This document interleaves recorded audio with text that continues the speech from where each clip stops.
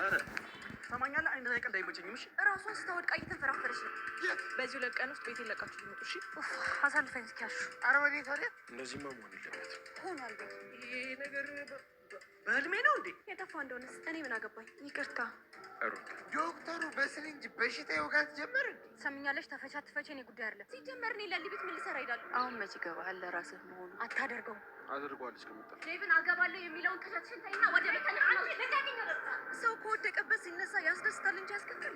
ለዚህ ስራችሁ ዋጋ ትከፍላላችሁ። አንቺም አንተም ጠብቁኝሽ። እና ታዲያ ካልነገርከኝ እኔ ጠንቋ አልፈልግም። በምን አውቃለሁ? ምን ቤዛ ተፈታች?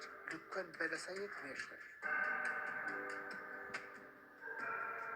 ቤዛ በድንገት መታ ለሊን ከቤቴ ለቀሽ ውጪ ስትል ነበረ እያስወጣቻት የምትገኘው።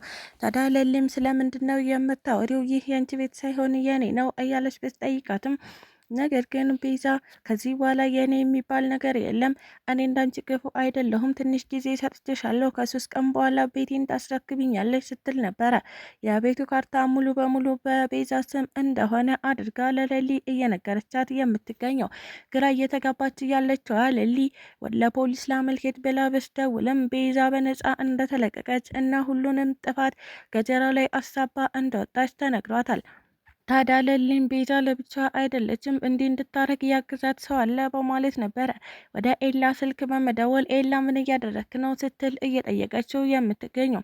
ታዲያ ኤላም ለሊ እስካሁን ቤቱ ባንቺ ስም አልነበረም፣ እናም ቤዛ ወደ እሷ ስም እንድታዞር እየረዳኋት እኔ ነኝ ሲል ነበረ እየነገራት የምትገኘው። ቤዛና ወንድሟ የለሊን ቤት በእነሱ ስም ማድረጋቸው ሳያንሰው ከዚህ በፊት አበበና ሄለንን አከራይቷቸው የነበረውን ቤት ሸጥኩላችሁ በማለት ገንዘብ እንዳጭበረበራቸውም ጭምር አይተናል። ታዲያ ዳኒ ወደነ አበበ ቤት በመሄድ አሁኑኑ ቤታችንን ለቃችሁ ውጡ፣ እህቴን እንድትፈታ ስላደረጋችሁልኝ አመሰግናለሁ ሲል ነበረ እየተዝናናባቸው የሚገኘው። አበበም አታለልከኝ ማለት ነው እያለ በመናደድ አሁን ወደነ ዳይመንድ ሄዶ እገዛ እየጠየቀ ይገኛል። ታዲያ ዳይመንድም እንዴት እሱ ያታለልሃል? መጀመሪያውኑ ልትገዛ ስታስብ ለምን አልነገርከኝም? አሁን ሲያጭበረብርህ የምትነግረኝ ሂድ ከዚህ ሲል ነበረ ከአጠገቡ እንዲሄድለት እያደረገ የሚገኘው። ሰላም ጤና ይስጥልኝ ውድና የተከበራችሁ ቤተሰቦቼ እንዴት ናችሁ? እግዚአብሔር ይመስገን እኔ በጣም ደህና ነኝ። በያላችሁበት ሰላማችሁ ይብዛ እያልኩኝ እንኳን ወደ ቻናሌ በሰላም መጣችሁ። ለዚህ ዩቲዩብ ቻናል ደግሞ አዲስ ከሆናችሁ ላይክ፣ ሼር፣ ሰብስክራይብ በማድረግ ቤተሰብ ሁኑ። እንዲሁም ደግሞ ሀሳብ አስተያየትም ካላችሁ ኮሜንት ላይ አሳውቁኝ። ለዛሬው ደግሞ ሰራተኛ አደይ ፊልምን ክፍል 219 ይዤላችሁ መጥቻለሁ። እስከ ቪዲዮ ፍጻሜ አብራችሁኝ ቆዩ። አሁን ላይ ቤዛ የልብ ተሰምቷት ቤቴ ሊቀቁ ካለች በኋላ ወደ ዶክተሩ ቢሮ በመሄድ የስራ ልምድ ጻፍልኝ እያለችም እየጠየቀችው ትገኝ ነበረ። ታዲያ ዶክተሩም ጥሩ ስነ ምግባር እንዳለው ሰው የስራ ልምድ ጻፍልኝ ስትይ አታፍሪም እንዴ እያለም ነበረ እየመለሰላት የሚገኘው። ታዲያ አይን አውጣና ፈጣጣ የሆነችባቸው ቤዛ እሱ አንተን አይመለከትህም፣ ነገር ግን እዚህ እንደሰራው ታውቃለህ፣ ስለዚህ ስራ ልምድ እንድትሰጠኝ እፈልጋለሁ ስትልም እየጠየቀችው ትገኛለች። ዶክተሩ ለመጀመሪያ ጊዜ ሩታን በትህትና እያወራት ይገኝ ነበረ። ታዲያ ትንሽ እንኳን መንገድ እየተከፈተላት ሩታ ምንም አይነት የፍቅር ስሜት ባይኖረው እንኳን እኔን ለማረጋጋት የሞከረው ነገር እጅግ በጣም አሪፍ ነው እያለችም እየተደሳሰተች ትገኝ ነበረ። ነገር ግን ምናለ ትንሽ ቆይቶ ስለ ፍቅሬ ቢያውቅና ቢረዳ የምትለው ሩታ አሁንም በዶክተሩ መናደድና መበሳጨቷን እንደቀጠለች ትገኛለች። አሁን ላይ ፍቅሬ ሳይገባው ቀርቶ ሳይሆን እየተጫወተብኝ ነው፣ ማለትም እሱ የአደይ ፍቅር ስላልወጣለት ሙሉ በሙሉ ትኩረቱ ወደ አደይ ነው ትል ነበረ። ታዲያ ዶክተሩም ስለ አደይ ሲነሳ የአደይ ስም ሲነሳ መደንገጥና ስለ እሷ ማሰቡን እንደቀጠለ ይገኛል። ምንም እንኳን ዴቭና አደይ ጸብ ላይ ቢሆኑም ነገር ግን በተገናኙ ቁጥር እንደ አዲስ ፍቅረኛሞች እየተቃቀፉ እና ሚስጥራቸውን እያወሩ ይገኙ ነበረ።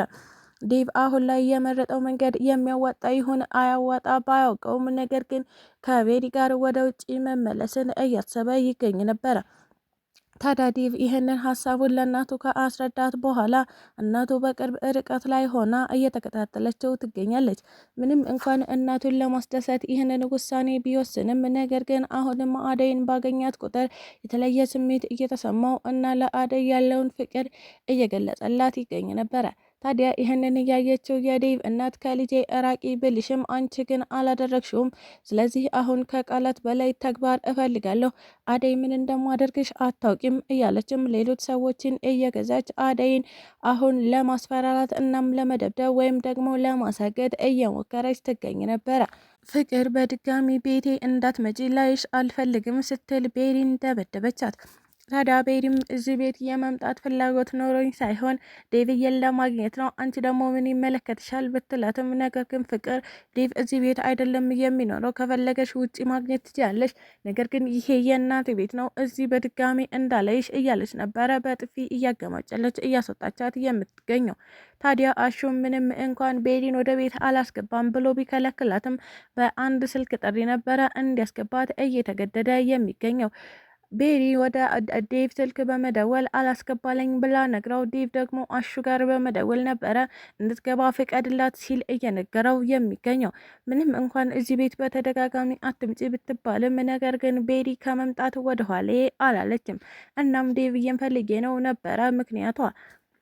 አሹም ለምን አስገባሃት ተብሎ ቢጠየቅ ዴቭ ነው እንዳስገባት እያደረገኝ፣ እኔማ በፍጹም እዚህ ቤት አትገቢም ብዬ ከልክያት ነበረ፣ ነገር ግን ዴቭ ትግባ ክፈትላት ሲለኝ ከፈትኩላት ሲል ነበረ እያስረዳቸው የሚገኘው። የፍቅርም እናት ስታያት በመናደድ አንቺ ልጅ ሁለተኛ እዚህ ቤት አትምጪ ብዬሽ አልነበር እንዴ? ቆይ ለምንድን ነው የመጣሽው? እያለች ብትጠይቃትም ማሚዬ አንቺ እኮ ትልቅ ሰው ነሽ፣ ለምንድን ነው የማትረጅኝ?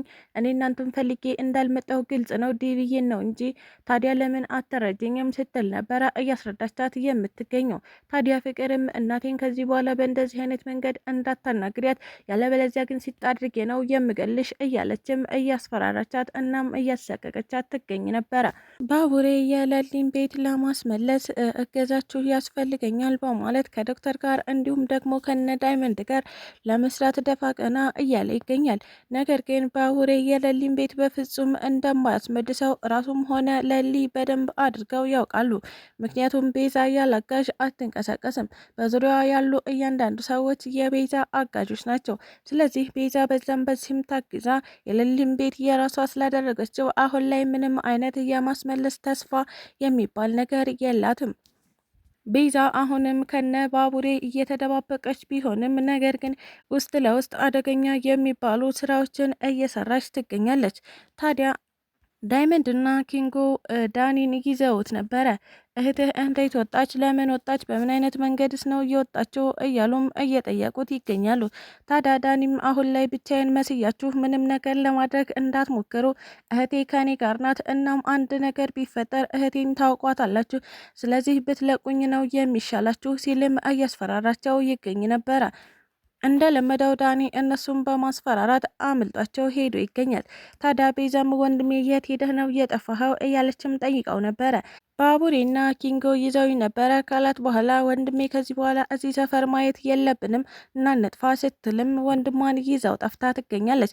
ስለተከታተላችሁኝ እጅግ አድርጌ አመሰግናለሁ። ለቻናሌ ደግሞ አዲስ ከሆናችሁ ላይክ፣ ሼር፣ ሰብስክራይብ እያደረጋችሁ ቤተሰብ ሆኑ። እንዲሁም ደግሞ ሀሳብ አስተያየትም ካላችሁ ኮሜንት ላይ አሳውቁኝ። ኢትዮጵያ ለዘላለም ትኑር እያልኩ ሰናበታችኋለሁ።